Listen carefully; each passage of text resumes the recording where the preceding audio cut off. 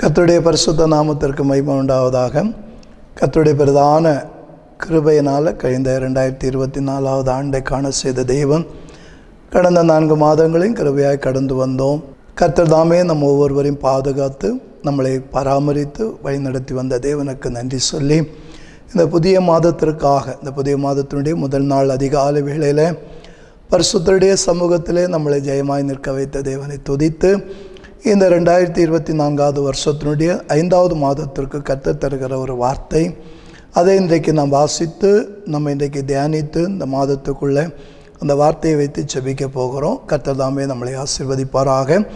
ஏசாயா தீர்க்கதரிசன புஸ்தகம் 44வது அதிகாரம் அதனுடைய 21வது வசனத்தை நான் இந்த 5வது மாதத்தினுடைய வாக்குத்தத்தமாய் வாசிக்கிறேன். யாக்கோபே, இஸ்ரவேலே, இவைகளை நினை, நீ என் தாசன், நான் உன்னை உருவாக்கினேன். நீ என் தாசன் இஸ்ரவேலே, நீ என்னால் மறக்கப்படுவதில்லை என்ற ஒரு வார்த்தையை தேவனாகிய கர்த்தர் நமக்கு தந்திருக்கிறார். இஸ்ரவேலே, நீ என்னால் மறக்கப்படுவதில்லை.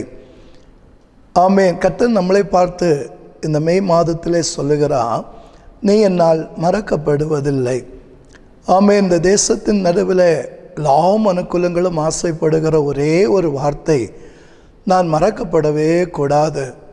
என் நம்பியிருக்கிறவர்களால், பெற்றோர்களால், புருஷனால், மனைவியால், பிள்ளைகளால், சொந்தங்களால் மறக்கப்படக்கூடாது என்று சொல்லி மிகவும் எதிர்பார்த்திருக்கிற உலகத்தின் நடுவில் எல்லாருக்கும் இது நிறைவேறுகிறதில்லை. ஆனால் அவருடைய பிள்ளையாகிய யாக்கோபுக்கு கர்த்தர் கொடுக்கிற ஒரு வாக்குத்தத்தம், நீ என்னால் மறக்கப்படுவதில்லை. அதை தான் இந்த மே மாதத்திலே நாம் இன்றைக்கு சுதந்திரிக்க போகிறோம். வார்த்தைகள் நமக்கு நேராய் இந்த காலை வேளையிலும் கடந்து வந்திருக்கிறது. இந்த மே மாதத்தில் நம்ம பிரவேசித்திருக்கிற நமக்கு ஒரு நிச்சயம், கர்த்தர் என்னை நினைக்கிறார், அவரால் நாம் மறக்கப்படுவதில்லை என்ற ஒரு தைரியம். நான் சொல்லுவேன், நம்ம எல்லாம் பல இடங்களில் தளர்ந்து போகிறோம், சோர்ந்து போகிறோம். எப்போ என்ன கேட்டால், சிலர் நல்ல நேசித்திருப்பாங்க, சிலர் நல்ல அன்பு வைத்திருப்பாங்க, சிலர் நல்லா பழகி இருப்பாங்க, அவர்கள் மறந்து போகிற நம்முடைய தைரியம் எல்லாம் குறைந்து போகிறதை நாம் பார்க்கிறோம். ஆனால் இன்றைக்கு ஒருபோதும் மறவாத உன்னதமான கர்த்தர் நம்மளை பார்த்து சொல்லுகிறான், நீ என்னால் மறக்கப்படுவதில்லை. இம்மை பொழுதும் உன்னை கைவிட்டேன், ஆனாலும் உருக்கமான இரக்கங்களால் உன்னை சேர்த்து கொண்டு, அவ்வளவும் மிகவும் ஆமேன் அன்பு கூறுகிற ஒரு தெய்வத்தை இன்றைக்கு நாம் இந்த அதிகாலையில் தரிசிக்கிறோம். அவர் நம்மளை பார்த்து தெளிவாய் நம்மோடு பேசி கொண்டிருக்கிறார், நீ என்னால் மறக்கப்படுவதில்லை. ஆமேன். ஆகையினால இன்றைக்கு ஒரு நிச்சயம் நமக்கு இருக்கணும். இந்த மாதத்தினுடைய ஆரம்பத்தில் நிற்கிற நாம் முழுசும், இந்த மாதம் முழுவதும் என் தெய்வம் என்னை மறப்பதே இல்லை. யார் என்னை மறந்தாலும் தெய்வம் என்னை மறப்பதில்லை. வேதம் சொல்லு, தாய் உன்னை மறந்தாலும், தந்தை உன்னை மறந்தாலும் நான் உன்னை மறப்பதில்லை என்று சொல்லப்பட்டிருக்கிறது. ஆமேன். அது மட்டுமல்ல, பெற்ற தாய் தன் பாலகனை மறப்பாளோ, அவள் மறந்தாலும் நான் உன்னை மறப்பதில்லை என்று ஏசாயா 49வது அதிகாரம் அதனுடைய 14வது 15வது வசனத்திலே நாம் பார்க்க முடிகிறது.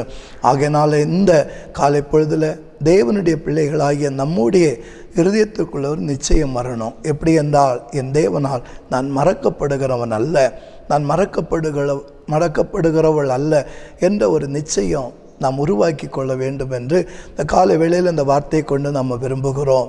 தெய்வ பிள்ளைகளே, வேதத்தில் அவருடைய ஜனத்தை அவர் மறக்கிறவர் அல்ல என்று நான் நிரூபிக்கும்படியாக இஸ்ரவேல் ஜனங்கள் எகிப்து தேசத்தில் அடிமைப்பட்டிருந்த காலத்தில் அந்த தேசத்தாரால் ஒடுக்கப்பட்ட ஒரு காலம் இருந்தது, வேதனைப்படுத்தப்பட்ட ஒரு காலம் இருந்தது, நெருக்கப்படுகிற ஒரு காலம் இருந்தது என்று நாம் வேதத்திலே வாசிக்கும் போது புரிந்து கொள்ளும்.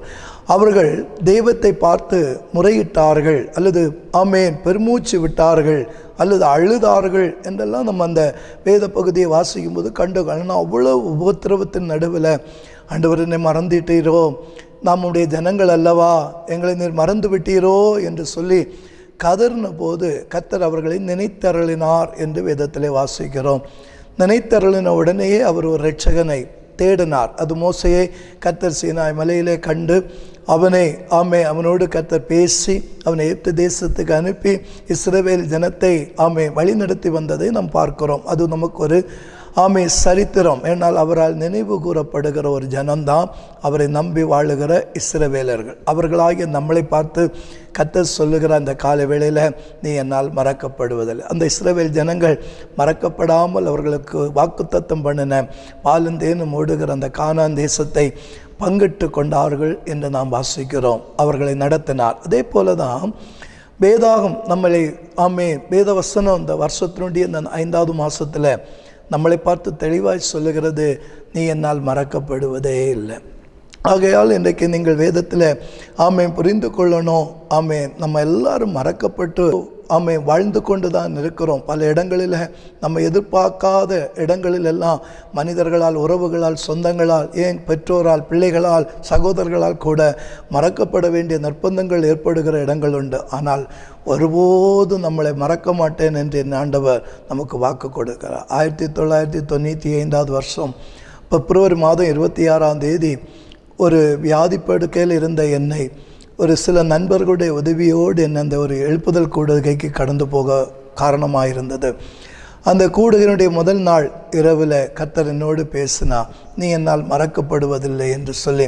அநேக சூழ்நிலையில் நான் என்னை மறந்துடுவாரோ என்று பயந்த நேரத்திலெல்லாம் நான் என்னோடு இருக்கிறேன் என்று சொல்லி அவர் தைரியமாய் வாக்கு கொடுத்து இதுவரையும் கர்த்தர் நடத்தி கொண்டார். அந்த தைரியத்தோடு, அந்த விசுவாசத்தோடு தான் இந்த மே மாதத்தினுடைய முதல் நாள் அதிகாலையில் உங்களோடு கர்த்தர் பேசி கொண்டிருக்கிறார். நான் விசுவாசிக்கிறேன். இதை கவனிக்கிற பார்க்கிற அன்பு சகோதரனே, சகோதரியே, நீங்கள் தேவனால் மறக்கப்படுகிறவர்கள் அல்ல. வேதத்தில் இன்னும் நாம் வாசித்து வரும்போது தாவீது என்ற ஒரு பரிசுத்த பக்தனை குறித்து நாம் வாசிக்கிறோம். தாவீதினுடைய ஒரு குடும்பம் பெத்லகேமில் ஒரு பெரிய குடும்பம் என்று வேதம் சொல்லுகிறது. பகுமானத்துக்குரிய குடும்பம். ஈசா என்றாலே அந்த தேசத்தில் அறிமுகமானவருடைய ஒரு பெரிய ஒரு குடும்பம். அப்படிப்பட்ட அந்த குடும்பத்தில் சாமுவேல் என்ற தீர்க்கதரிசி கடந்து வருகிறார். ஒரு பலிவிருந்திற்காக இஸ்ரவேலை ஆளும் தலைவர்களை தெரிந்து கொள்ளும்படியாய், ஒரு ராஜாவாய் அந்த வீட்டினுடைய ஒரு பிள்ளையை அபிஷேகம் பண்ணும்படியாய் கர்த்தரால் அனுப்பப்பட்டு வருகிறதை பார்க்கிறோம். இங்கே வரும்போது ஏற்கனவே சாமுவேல் ஈசாவுடைய குடும்பத்துக்கு அறிவிக்கப்பட்ட ஒரு செய்தி, இந்த நாள் உன்னுடைய வீட்டில் பலிவிருந்துக்கு நான் வருவேன், ஆகையினால நீ எல்லாம் ஆயத்தப்படுத்து. இப்போது ஈசா அல்லது தாவீதுடைய அப்பா அம்மா 7 சகோதரர்களும் ஆயத்தமாக இருந்ததாய் வேதத்தில் வாசிக்கிறோம். அப்போது ராஜாவாய் அபிஷேகம் பண்ண போகிறதுக்கு 7 பிள்ளைகளை தகப்பனார் சாமுவேலுக்கு முன்பாக கடந்து போக பண்ணினார். மூத்தவன் போகிறான், இளையவன் போகிறான், இப்படி வரிசையாய் 7 பேரும் கடந்து போனார்கள் என்று நாம் வேதத்தில் வாசிக்கிறோம். 7 பேர் போன பிற்பாடு கர்த்தர் இவர்கள் அல்ல, இவர் அல்ல, இவன் அல்ல என்று சொல்லி சாமுவேலை மனமடிவுக்குள்ளாய் மாற்றப்பட்ட ஒரு நிகழ்வு. இப்போ சாமுவேலுக்கு ஒரு குழப்பம். ஈசாவுடைய வீட்டில் பலிவிருந்துக்கு வந்திருக்கிறேன், பிள்ளைகளெல்லாம் நிற்கிறாங்க, இவர்களில் ஒருவரையும் தெரிந்து கொள்ளவில்லையே, ஏன் ஆண்டவரே என்ற குழப்பத்தில் நிற்கும்போது ஈசாயை பார்த்து, அந்த தாவீதுடைய அப்பாவை பார்த்து சாமுவேல் கேட்குறான், உன்னுடைய பிள்ளைகள் இவ்வளவு தானா?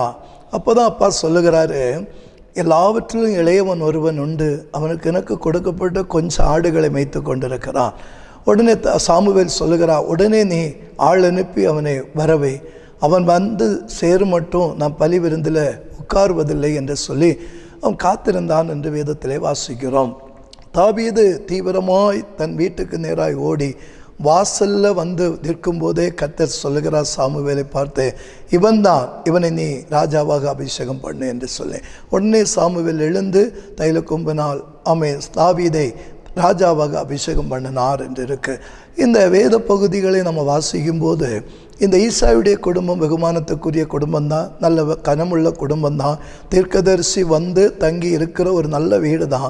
7 பிள்ளைகள், மூத்தவர்கள் இருக்கிறாங்க.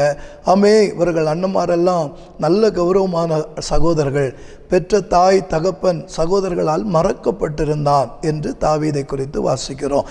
ஆனால் தகப்பனும் தாயும் சகோதரர்களும் மறந்து போன போதிலும் பரலோகத்தின் தெய்வத்தால் தாவீது நினைத்தருளப்பட்டார், நினைவு கூர்ந்தார் என்று இருக்கு.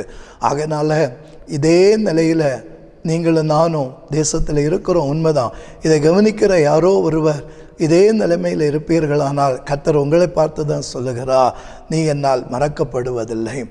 அன்பு சகோதரனே, உன்னை பார்த்து தான் கர்த்தர் சொல்லுகிறார், நீ என்னால் மறக்கப்படுவதில்லை.